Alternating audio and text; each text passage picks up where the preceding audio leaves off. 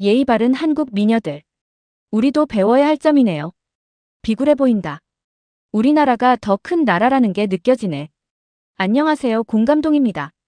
한국인의 기본적인 예의. 그들의 시선으로 보면 어떤 모습일까요? 최근 중국의 한 편의점에서 있었던 작은 사건이 중국 SNS를 뜨겁게 달궜습니다. 과연 무엇 때문이었을까요? 여러분의 좋아요와 구독은 더 많은 이야기와 콘텐츠 제작에 큰 힘이 됩니다. 그럼 시작하겠습니다. 한국인 여성 3명이 물건을 구매한 후 영수증을 두 손으로 받고 공손히 인사를 하는 모습이 CCTV에 담겼습니다. 편의점 주인은 이 영상을 보고 예의 바른 한국 미녀들의 쑥스러운 사장이라는 제목으로 중국 SNS 플랫폼에 영상을 게시했습니다. 영상은 순식간에 확산되었고 수많은 중국인들의 댓글이 달리기 시작했습니다. 우리도 이런 예의 바른 모습을 배워야 할 것 같다. 한국 드라마에서 본 것처럼 예의 바른 모습이네요. 문화적 차이를 배울 수 있어서 좋았습니다. 긍정적인 반응이 이어지는 듯 했지만 곧 분위기는 달라지기 시작했습니다. 너무 과하다. 그냥 물건 사고 가면 되는데. 이런 모습이 마치 우리가 위대한 나라이고 그들이 낮은 나라인 것처럼 보여서 좋네. 한국인들 특유의 비굴함이 보인다. 우리나라에서는 이럴 필요 없다. 역시 우리나라가 더 큰 나라라는 게 느껴지네. 특히 주목할 만한 것은 우월감이 묻어나는 댓글들이 수천 개의 좋아요를 받았다는 점입니다. 이는 단순한 개인의 의견이 아닌 현대 중국 사회에 만연한 자국중심주의적 사고방식을 여실히 드러내는 것이었습니다. 그렇다면 이런 그들의 우월감은 어디서 비롯된 것일까요? 2020년 이후 코로나19 사태를 거치며 중국의 자국 우월주의는 더욱 강화되었습니다. 자국의 코로나 통계 조작 의혹이 제기되었음에도 그들은 자신들의 방역 시스템이 세계 최고라며 자화자찬을 멈추지 않았습니다. 우한의 장례식장 유골함 수와 공식 사망자 수가 크게 불일치했다는 의혹. 2022년 12월 갑작스러운 봉쇄 해제 이후 확진자와 사망자 수를 축소 발표했다는 의혹도 제기되었지만 그들의 자부심은 결코 흔들리지 않았습니다. WHO가 중국 코로나 통계 신뢰성에 의문이 있다는 성명을 발표했음에도 불구하고 중국은 여전히 자신들의 주장을 굽히지 않았습니다. 더욱 아이러니한 것은 이러한 우월의식이 실제 그들의 행동과는 큰 괴리가 있다는 점입니다. 해외에서 중국인들의 무례한 행태는 매년 끊임없이 보도되어 왔습니다. 2017년 상하이 디즈니랜드에서는 잔디밭을 훼손하고 아이에게 오줌을 누게 하는 등 충격적인 사건이 발생했습니다. 2019년 제주도의 한 게스트하우스에서는 침대 위에서 해산물을 먹으며 라이브 방송을 진행해 물의를 일으켰습니다. 숙박업소 측은 침구가 모두 훼손되어 폐기해야 했다고 밝혔지만 해당 방송인은 사과는커녕 오히려 큰 인기를 얻었습니다. 올해 11월 일본의 게스트하우스에서도 비슷한 사건이 일어났습니다.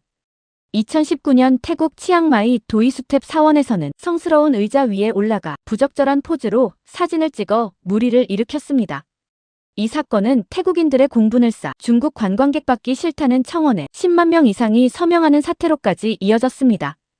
2013년 프랑스 루브르 박물관에서는 새치기를 말리던 현지인을 폭행하는 사건이 발생했고 이 사건은 너무나 큰 파장을 일으켜 중국 정부가 해외여행 에티켓 가이드를 별도로 제작해 배포하기에 이르렀습니다. 일본에서는 매년 벚꽃 시즌마다 벚나무 가지를 고의로 훼손하는 사고가 반복되어 중국인 관광객의 출입을 제한하는 곳이 늘고 있습니다. 2019년 오사카성 공원에서는 벚나무 가지를 꺾어가다 적발된 관광객이 기념품으로 가져가고 싶었다며 당당한 태도를 보여 일본 시민들의 공분을 샀습니다. 자신들의 부적절한 행동에는 관대하면서도 타인의 예의 바른 행동을 두고 비굴하다고 평가하는 이중적인 태도.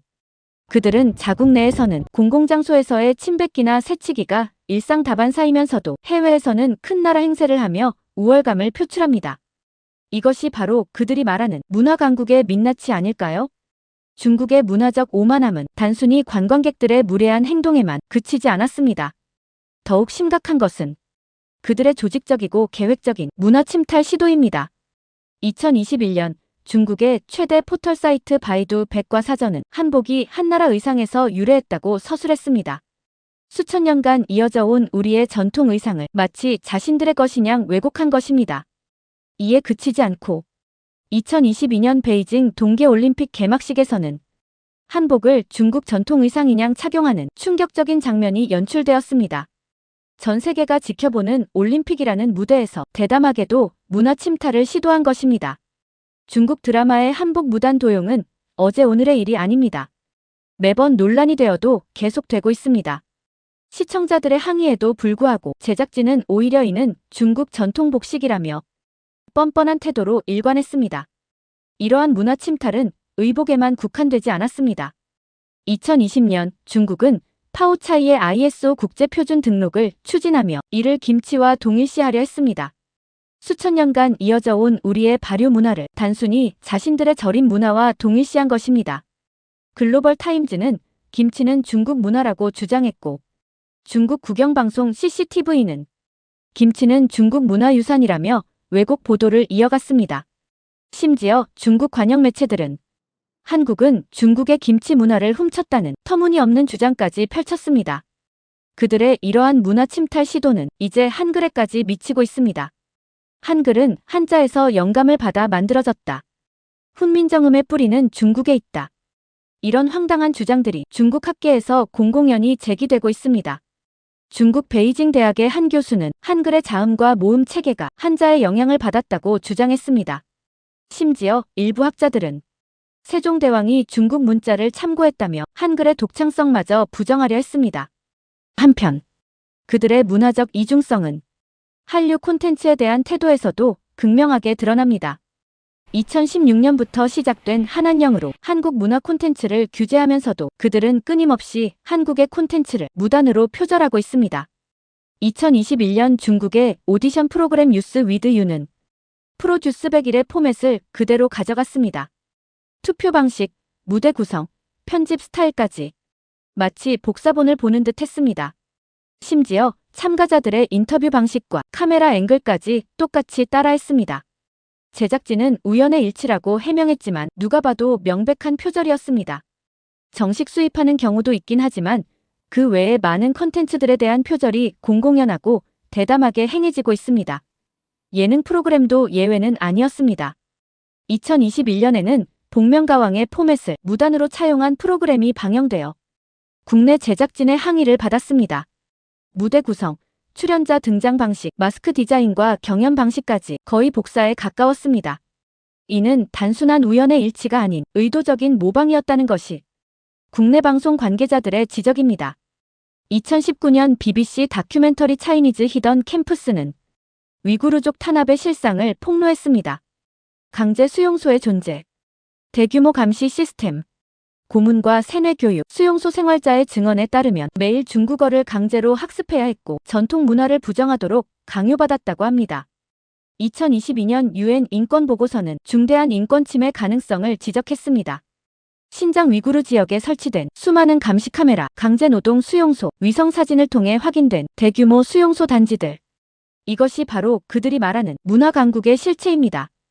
홍콩 민주화 운동 탄압, 티베트 독립운동 탄압, 대만에 대한 군사적 위협. 그들은 하나의 중국을 주장하며 타문화와 민족의 정체성을 억압하고 있습니다. 2019년 홍콩 시위 당시 그들은 폭도라는 표현을 사용하며 평화적인 시위대를 폭력적으로 진압했습니다. 티베트에서는 달라이 라마의 사진 소지만으로도 체포될 수 있으며 티베트어 교육이 금지되고 중국어 사용이 강요되고 있습니다. 자국 내에서는 인터넷 검열로 자유로운 정보 유통을 막으면서 해외에서는 자신들의 프로파간다를 적극적으로 퍼뜨리고 있습니다. 중국의 공자학원은 전 세계 곳곳에 설립되어 있지만 이는 교육기관이라기보다 문화적 침투의 전진기지로 활용되고 있다는 비판이 끊이지 않고 있습니다. 특히 주목할 만한 것은 그들의 역사 왜곡 시도입니다. 2021년에도 고구려사 왜곡 동북공정은 계속되고 있으며 백두산을 장백산이라 부르며 자신들의 영토로 주장하고 있습니다. 심지어 이어도에 대한 영유권을 주장하며 군사적 활동까지 서슴지 않고 있습니다. 최근에는 경제적 압박을 통해 자신들의 입장을 관철시키려는 시도도 서슴지 않고 있습니다. 한한령으로 인한 경제적 보복, 희토류 수출 제한을 통한 위협, 경제적 영향력을 무기화하는 모습까지 이것이 바로 그들이 말하는 평화로운 부상의 실체입니다. 이처럼 중국은 자신들의 역사적 정통성과 문화적 우수성을 내세우며 주변국의 문화와 역사를 침탈하려 하고 있습니다. 그들이 말하는 예의와 문화는 과연 진정성이 있는 것일까요? 타인을 배려하는 마음, 상대를 존중하는 자세. 이것이 바로 우리 문화의 핵심입니다. 한 장의 영수증을 받는 작은 행동에도 우리의 정신이 깃들어 있습니다. 이는 결코 비굴함이 아닌 자신감 있는 문화민족의 자부심입니다. 2023년 미국 CNN 방송은 한국인의 예절 문화야말로 현대사회가 잃어버린 가치라고 보도했습니다. 영국 BBC는 특집 다큐멘터리를 통해 한국의 예절 문화를 집중 조명했습니다. 한국인들의 예의 바른 모습은 깊이 있는 문화적 배경에서 비롯된다. 이는 단순한 형식이 아닌 오랜 전통과 철학이 녹아있는 생활 양식. 실제로 우리의 예절 문화는 세계 곳곳에서 인정받고 있습니다. 2018년 평창 동계올림픽. 전 세계 언론은 우리 국민들의 친절과 배려에 찬사를 보냈습니다.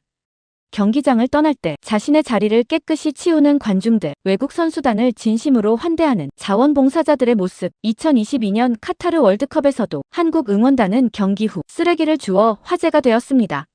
이는 일회성 이벤트가 아닌 우리의 일상이 된 문화입니다. K-팝과 한국 드라마를 통해 전해진 우리의 문화적 모습은 자연스럽게 세계인의 관심을 불러일으켰습니다. 2022년 방탄소년단은 빌보드 메인 앨범 차트 빌보드 200에서 6개의 앨범을 동시에 진입시키는 기록을 세웠으며 프루프는 발매와 동시에 차트 1위에 올랐고 95주 연속 차트인이라는 대기록을 달성했습니다.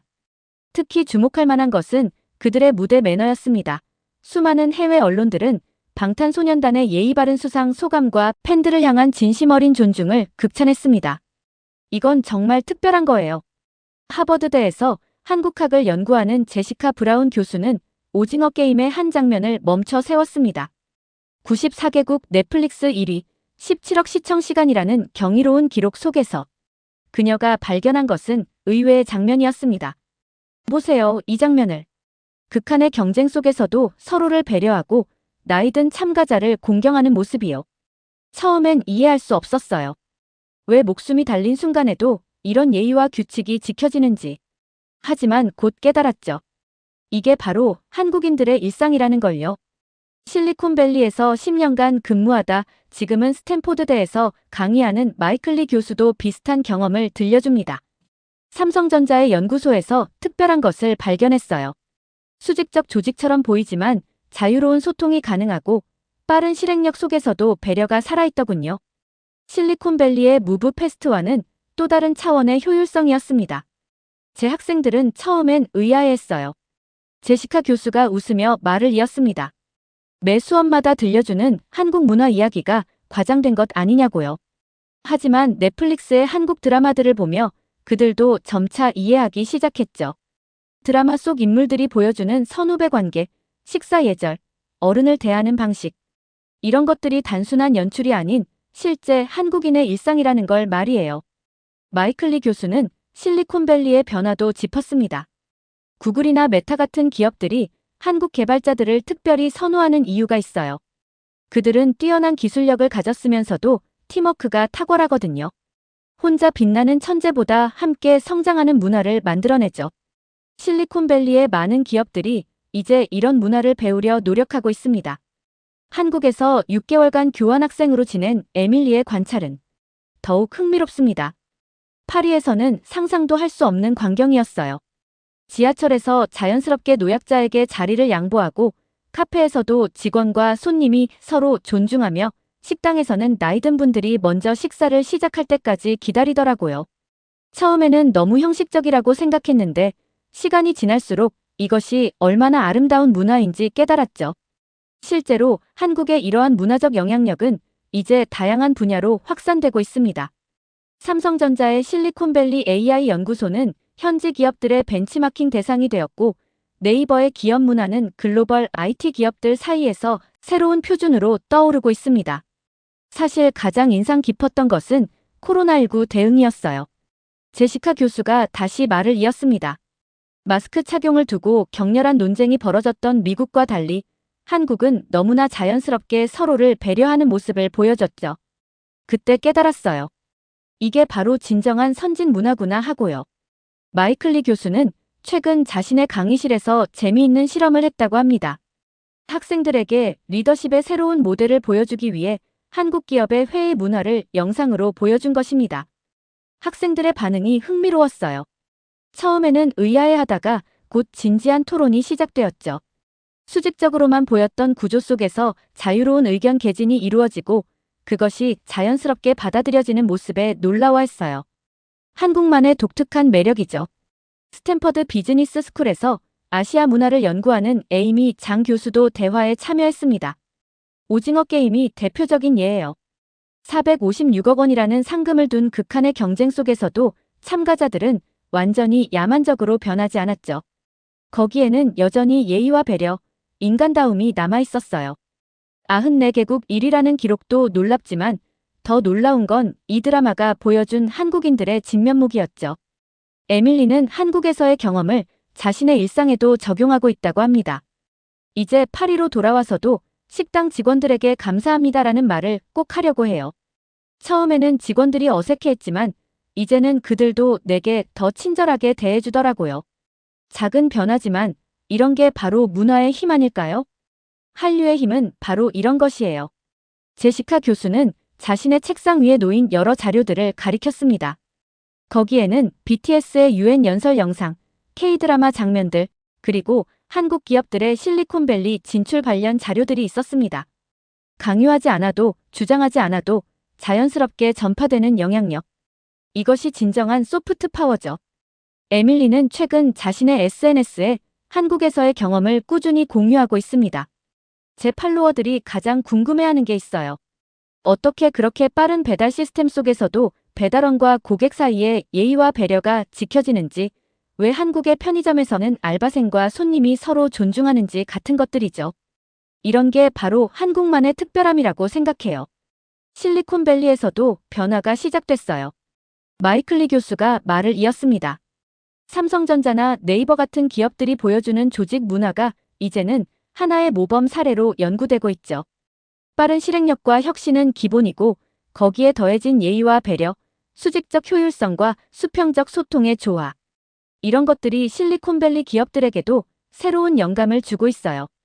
비굴하다고요? 제시카 교수가 반문했습니다. 전혀 그렇지 않아요. 오히려 대단한 자신감이죠. 자신의 문화에 대한, 가치관에 대한 자신감이요. 그것을 굳이 강요하거나 내세우지 않아도 되는 그런 성숙한 자신감 말이에요. 실제로 우리가 연구실에서 발견한 재미있는 현상이 있어요. 에이미 장 교수가 흥미로운 관찰 결과를 공유했습니다. 전 세계 IT 기업들의 조직 문화를 연구하는데 한국 기업들이 보여주는 특별한 패턴이 있더군요. 회의 시간에 모든 구성원이 자유롭게 의견을 내면서도 누군가의 의견을 무시하거나 배제하지 않아요. 마치 보이지 않는 규칙이 있는 것처럼요. 맞아요. 마이클리 교수가 고개를 끄덕였습니다. 제가 본 한국의 개발자들도 그래요. 코드 리뷰를 할 때 선배 개발자의 조언은 존중하면서도 자신의 혁신적인 아이디어를 당당하게 제안하죠. 이런 모습이 실리콘밸리에서는 신선한 충격으로 다가왔어요. 수직과 수평이 공존하는 거죠. 제시카 교수는 최근 자신의 수업에서 있었던 일화를 들려줬습니다. 한국 드라마를 분석하는 수업인데 학생들이 흥미로운 점을 발견했어요. 극중 인물들이 회사에서 긴장된 순간에도 예의를 잃지 않고 가족 간에도 존중하는 모습을 보이죠. 처음에는 과장된 설정이라고 생각했던 학생들이 이제는 이것이 한국인의 일상이라는 걸 이해하기 시작했어요. 결국 이게 바로 진정한 영향력이에요. 에밀리가 자신의 SNS 화면을 보여주며 말했습니다. 프랑스 친구들이 이제는 저보고 한국식 매너를 알려달라고 해요. 한국 드라마에서 본 것들을 실제로 해보고 싶다고 그들도 느끼는 거죠. 이런 예의와 배려가 결코 형식적인 것이 아니라는 걸요. 우리가 주목해야 할 건 바로 이거예요. 마이클리 교수가 정리했습니다. 한국은 초고속 발전 과정에서도 자신들의 고유한 가치를 잃지 않았어요. 오히려 그것을 현대적으로 재해석하는데 성공했죠. 빨리빨리 문화 속에서도 예의는 지키고 치열한 경쟁 속에서도 배려는 잃지 않는 이런 모습이 세계인들의 마음을 사로잡은 거예요. 그래서 저는 희망적이에요. 제시카 교수가 마지막으로 덧붙였습니다. 문화의 진정한 힘은 강요나 주장이 아닌 자연스러운 영향력에서 나오니까요. 한국이 보여주고 있는 것, 그건 바로 이런 진정성 있는 문화의 힘이에요. 이처럼 세계는 이제 한국 문화의 진정한 가치를 발견하고 있습니다. 그것은 단순한 예절이나 형식이 아닌 오랜 시간 우리 사회에 뿌리내린 상호 존중과 배려의 정신입니다. K-팝과 드라마를 통해, 기업 문화를 통해, 그리고 우리의 일상적인 모습을 통해 자연스럽게 전해지는 이 가치들은 이제 전 세계인의 마음을 움직이고 있습니다. 그리고 이제 우리는 알고 있습니다. 예의 바른 것이 결코 비굴함이 아니며 배려하는 마음이 결코 약함이 아니라는 것을.